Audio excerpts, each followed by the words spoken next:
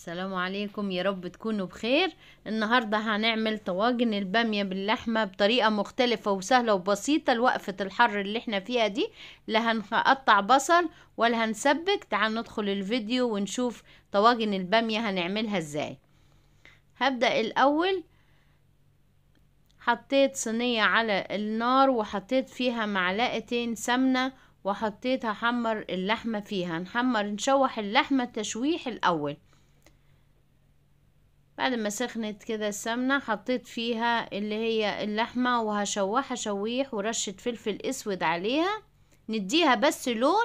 وكنت في نفس الوقت حاطة مية تغلي على النار عشان بعد ما نحمر اللحمة هنحطها فيها. حطيت رشة فلفل اسود وهنقلب كله، مش هنحط الملح دلوقتي. واول ما تشوحت خدناها على طول وهحطها في المية.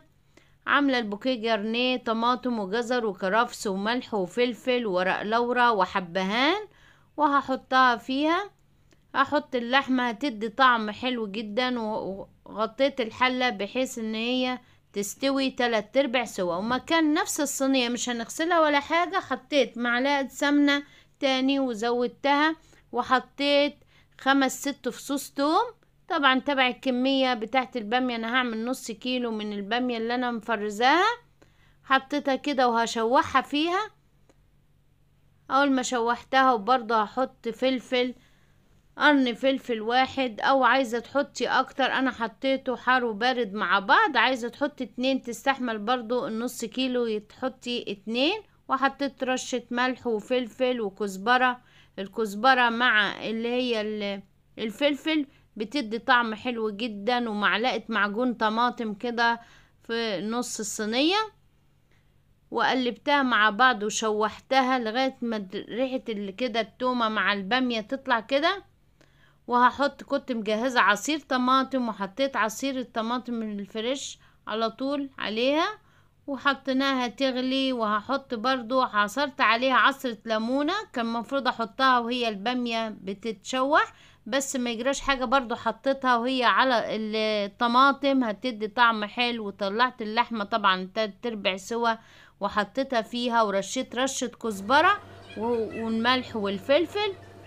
وظبطنا الملح كده وحطيتها. كنت مشغلة الفرن على درجة حرارة 180 وحطيتها لغاية ما تستوي السوى الكامل بتاعت اللحمة مع البامية والطعم كله يتدخل. مسكت الرز برضو اللي كنت مشوحاه قبل كده وشايلاه مجهزاه في التلاجة بحطه على طول. شوحت الرز معاها معلقة سمنة وزيت وشوحتها وحطيتها وشربتها بالمرق اللحم وحطيت على طول يستوي وغطيته لغاية ما استوى. كمان طلعنا الطاجن كده من الفرن كانت استوت وعملنا لها الطشة الجميلة بتاعت البامية. وحطيتها التومة معلقة سمنة وتوم. اول ما حمرت حطيناها عليها على طول.